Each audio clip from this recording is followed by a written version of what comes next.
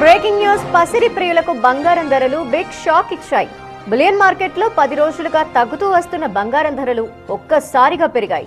హైదరాబాద్ లో 24 క్యారెట్ల 10 గ్రాముల పసిరి ధర 1470 మేర పెరిగి 1,53,160 రూపాయలకు చేరింది. అలాగే 22 క్యారెట్ల 10 గ్రాముల ధర 1,350 రూపాయలు పెరిగి 1,40,400గా నమోదైంది.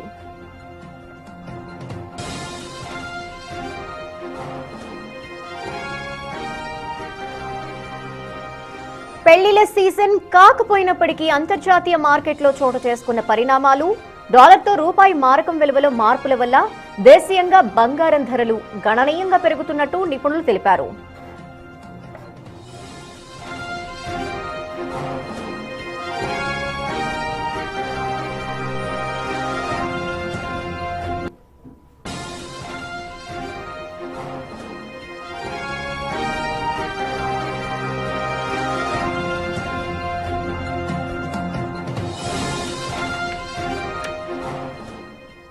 ఇక ఈ రోజు పెరిగిన బంగారం రేట్స్ కి సంబంధించి ఇలాగే కంటిన్యూస్ గా పెరుగుతాయా లేదంటే కాన్స్టెంట్ గా ఉండబోతుందా అనే విషయాలు బిజినెస్ అనలిస్ట్ నాగేంద్ర సాయి గారితో మాట్లాడి తెలుసుకుందాం. నమస్తే అండి. సో కొద్ది రోజులుగా అయితే కాన్స్టెంట్ గానే ఉంది, అంత గ్రాడ్యువల్ గా పెరిగిపోవడం మనం చూడలేదు బంగారం రేట్స్. బట్ ఒక్కసారిగా ఈ రోజు మాత్రం పెరిగిపోయింది. షాకే అనుకోవాలి ఇంత పెరగడం అనేది. సో మరి రాబోయే రోజుల్లో ఎలా ఉంటుంది గోల్డ్? సో గోల్డ్ మరి అంటే ఇవాళ పెరిగినంత దాన్ని మనం అంత మేజర్ గా తీసుకోవాల్సిన అవసరం లేదంటే, ఎందుకంటే మనకి గత కొద్ది కాలం క్రితం చూసుకుంటే నిన్న మొన్న దాదాపు గోల్డ్ రేట్ లో 2.5% దాకా వీక్నెస్ చూసాం. అంటే దాదాపు 4,500 దాకా గోల్డ్ ధరలు తగ్గాయి. సిల్వర్ కూడా దాదాపు 16,500 నుంచి 17,000 రూపాయల దాకా తగ్గాయి. సో అంత ధర తగ్గిన తర్వాత ఇవాళ కొద్దిగా పెరగడం అనేది దాన్ని అంత మేజర్ గా తీసుకోవాల్సిన అవసరం అయితే లేదు. ఎందుకంటే ఇంటర్నేషనల్ మార్కెట్ లో పరిణామాలు కొద్దిగా మార్పులు జరుగుతున్నాయి. అంటే రూపీ కొద్దిగా ½ పైసా అంటే 50 పైసా దాకా వెన్ కంపేర్డ్ టు డాలర్ తగ్గింది కాబట్టి ఈ ఇంపాక్ట్ అయితే మనం చూస్తున్నాము. సో గోల్డ్ ధరలు మరీ ఇక్కడి నుంచి అంత భారీగా పెరిగే అవకాశాలు లేవు. కొద్దిగా ఇక్కడి నుంచి తగ్గే ఛాన్సెస్ ఎక్కువగా ఉన్నాయండి గోల్డ్. ఓకే, అంటే పర్ గ్రామ్ 14,000 టచ్ చేయడాన్ని ఇదేం ఫస్ట్ టైం కాదు, గతంలో చూసాము. అంటే హెచ్చు తగ్గులు జరుగుతూనే ఉన్నాయి. సో ఎంత వరకు రీచ్ అయ్యే ఛాన్సెస్ ఉన్నాయి అనుకోవచ్చు? సో పీక్ నుంచి అంటే లాస్ట్ ఈ జనవరిలో మనం చూస్తే జనవరి 29వ తారీఖున గోల్డ్ ధర దాదాపుగా 2,05,000 రూపాయల దాకా వెళ్ళడం చూసామండి. అక్కడి నుంచి క్రమంగా తగ్గుతూ మనకి పీక్ నుంచి దాదాపుగా మనకి ఆల్మోస్ట్ మనం చూస్తే ధర అక్కడి నుంచి 1,55,000 దాకా అంటే దాదాపు 45 నుంచి 48,000 వరకు తగ్గింది 10 గ్రాముల బంగారం ధర ఈ గత 6 మంత్స్ టైంలోనే.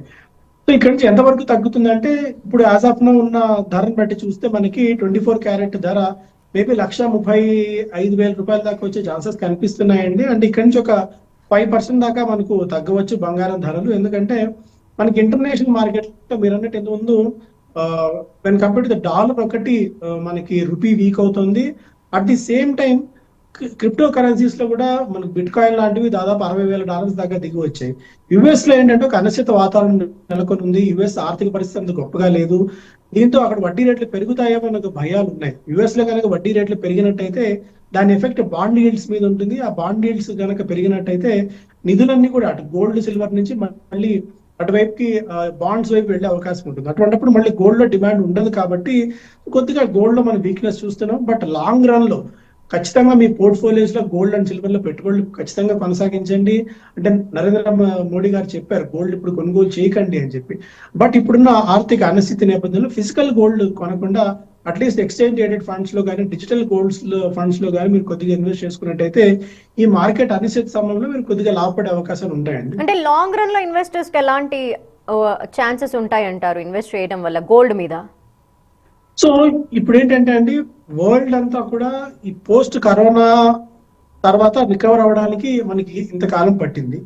సో ఈ కరోనా తర్వాత రికవర్ అయ్యి మళ్ళీ కొద్దిగా ఎకానమీస్ అన్ని కూడా రివైవ్ అవుతున్నాయి అనుకుంటున్న తరుణంలో ఈ ఆర్టిఫిషియల్ ఇంటెలిజెన్స్ జోల్ట్ ఒకటి మనం చూసాం. ఆర్టిఫిషియల్ ఇంటెలిజెన్స్ నేపథ్యంలో ఒకసారి ఆర్టిఫిషియల్ ఇంటెలిజెన్స్ అంతా బాగా డిప్లాయ్ చేస్తున్న వల్ల ఉద్యోగాలు పోతున్నాయి. And at the same time ఇది 102 రోజులకు చేరుకుంది మనకి war Iran Israel and US మధ్య. సో దీంతో ఒక్కసారిగా ఈ స్ట్రైట్ ఆఫ్ హార్మూజ్ మూతపడ్డం, దీనివల్ల టెక్టానిక్ షిఫ్ట్స్ మనకు చాలా వరకు బిజినెస్ లో జరిగాయండి. సో ఇది ఎవరు ఎక్స్పెక్ట్ చేయలేదు ఇలాంటి సినారియో. దీనివల్ల ఏమవుతుందంటే దీన్ని కోలుకోవడానికి వాళ్ళు స్టేట్ ఆఫ్ హార్మోస్ ఇమీడియట్ గా ఓపెన్ చేసినా కూడా దీన్ని కోలుకోవడానికి మనకు చాలా సమయం పట్టే అవకాశం అయితే ఉంది. అండ్ ఇలాంటి షాక్స్ తట్టుకొని నిలబడడం అనేది మార్కెట్స్ కి అంత ఈజీ అయిన టాస్క్ అయితే కాదు. సో ప్రపంచవ్యాప్తంగా జీడిపి వృద్ధి రేటు 3% ఉంటే మనం 6.7% మీద ఉన్నాం. సో ఇలాంటి టర్బులెంట్ టైమ్స్ లో యుఎస్ ఆర్థిక పరిస్థితి గొప్పగా లేదు. ఈ గల్ఫ్ దేశాల్లో, ఈ అరబ్ దేశాలు అన్నిటి మీద కూడా ఇప్పుడు ఇరాన్ దాడులు చేస్తుంది. అక్కడ కూడా రియల్ ఎస్టేట్ ఇన్వెస్ట్ చేస్తా ఉండే అవకాశం లేదు. యూరోపియన్ యూనియన్ లో కూడా, అంటే యూరోప్ దేశాలు కూడా ఆర్థిక పరిస్థితి అంత గొప్పగా లేదు. చైనా కూడా ఆశించిన స్థాయిలో కోవిడ్ నుంచి తేరుకొని మళ్ళీ ఫుల్ లెంత్ పోస్ట్ కోవిడ్ ఎలా అయితే ఉందో, అంటే ప్రీ కోవిడ్ ఎలా ఉందో ఆ లెవెల్స్ అయితే రాలేదు. సో ఇలా అన్ని దేశాలు కూడా ఆర్థికంగా ఇబ్బందుల్లో ఉన్న తరుణంలో గోల్డ్ ఒక్కటే ఏకైక దిక్కు అవుతుందండి. అందువల్ల గోల్డ్ లో కనుక పెట్టుబడులు పెట్టి అట్లీస్ట్, అంటే నేను ఎప్పుడు చెప్తానంటే గోల్డ్ లో మీ దగ్గర 100 రూపాయలు ఇన్వెస్ట్మెంట్ మీరు చేయాలి అనుకుంటే గోల్డ్ కు గరిష్టంగా 15 రూపాయలు వరకు మీరు ఇన్వెస్ట్ చేసుకోండి గోల్డ్ అండ్ సిల్వర్ లో. కానీ సో కొద్దిగా డైవర్సిఫై చేసుకున్నట్టయితే మీరు కొద్దిగా రిస్క్ నుంచి, అంటే ఇట్లాంటి మార్కెట్ అనిశ్చిత సమయంలో ఆర్థిక వ్యవస్థలు పెద్దగా గొప్పగా లేని తరుణంలో మీకు గోల్డ్ ఆదుకునే అవకాశం ఉంటుందండి. ఓకే. అండ్ నాగేంద్ర సాయి గారు, నిన్న స్టాక్ మార్కెట్స్ కొంత నష్టాన్ని చవి చూసాయి. ఈ నేపథ్యంలో గోల్డ్ రేట్ కూడా తగ్గింది.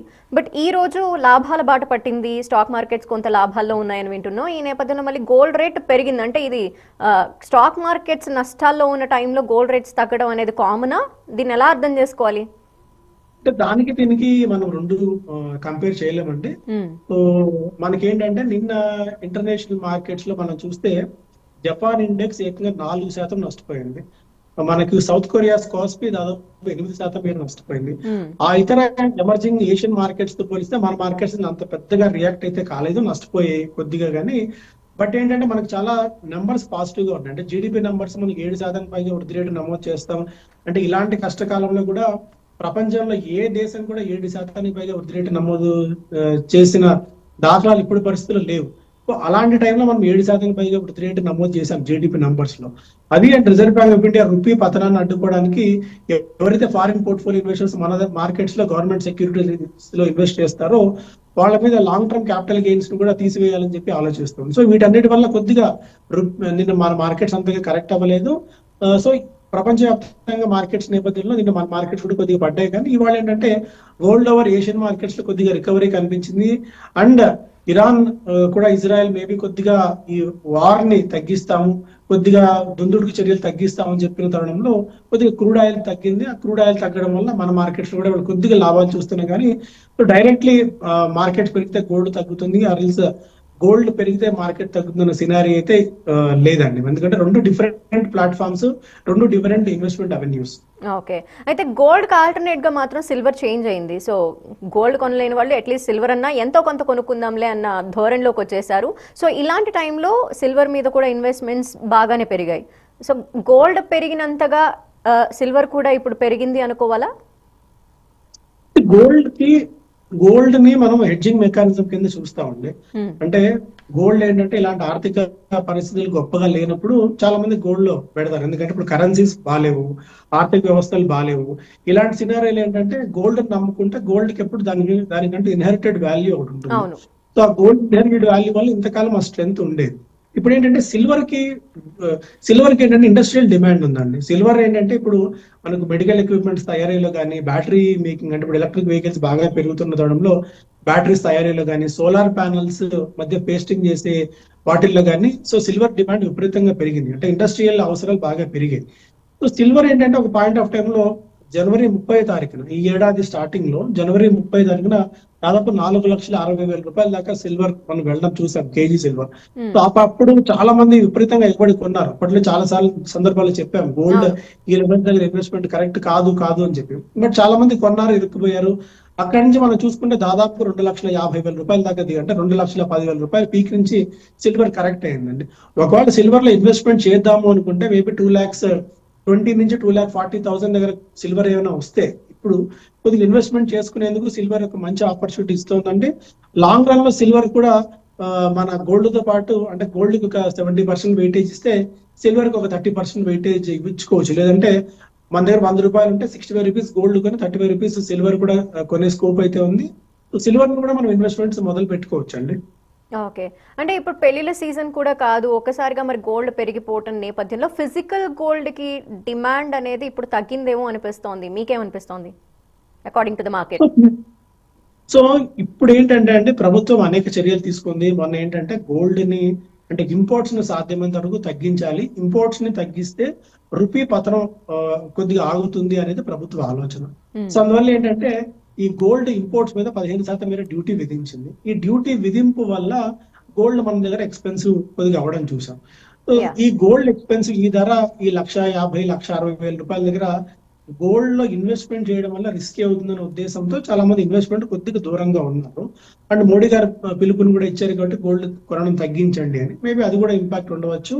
అండ్ ఈ మ్యారేజ్ సీజన్ సంగతి పక్కన పెడితే ఈ ధరల్లో కొద్దిగా గోల్డ్ లో అంటే మ్యారేజ్ కానీ ఏదైనా ఈవెంట్ ఉందంటే ఇక మనకు ఆప్షన్ లేదు, కొని తీరాల్సిందే. కొనేవాళ్ళు కొంటారు. ఒకవేళ 100 గ్రాములు కొనాలనుకున్న వాళ్ళు మేబీ 50 గ్రాములకు 60 గ్రాములకు రెస్ట్రిక్ట్ అయితే కావచ్చేమో, ధరలు పెరిగాయి కాబట్టి. So right. ఫిజికల్ డిమాండ్ అయితే తగ్గింది. అండ్ ఇంకోటి ఏంటంటే ఇంట్రెస్టింగ్ పాయింట్, పాత గోల్డ్ మార్కెట్స్ లోకి వస్తుందండి. అంటే రీసైకిల్డ్ గోల్డ్ అంటాం కదా, అవును. మన దగ్గర మన ఫాదర్ దగ్గర గ్రాండ్ ఫాదర్స్ దగ్గర ఉన్న గోల్డ్ ఏదైతే మనం చాలా కాలం నుంచి అక్యుములేట్ చేసి పెట్టుకున్నామో హ్మ్. ఆ గోల్డ్ అంతా బయటకు వస్తుంది. జనాలు ఆ పాత గోల్డ్ ని రీసైకిల్డ్ కి ఇచ్చి మళ్ళీ కొత్త ఆర్నమెంట్స్ తీసుకుంటున్నారు. తీసుకుంటున్నారు. దాదాపుగా ఒక టాటా స్టడీ వల్ల దాదాపు 45 నుంచి 50 లక్షల మంది అట్లా రీసైకిల్డ్ ఓల్డ్ గోల్డ్ ని బయటకు తీసుకొచ్చి కొత్త ఆర్నమెంట్స్ గా మార్చుకున్నారని ఒక లెక్క ఉందండి. సో అవును. అందుకల్ల కొత్త గోల్డ్ కంటే పాత గోల్డ్ మార్కెట్స్ లోకి వస్తుంది బాగా. Correct. Thank you so much Nagendra Sai గారు ఫర్ ద అనాలిసిస్.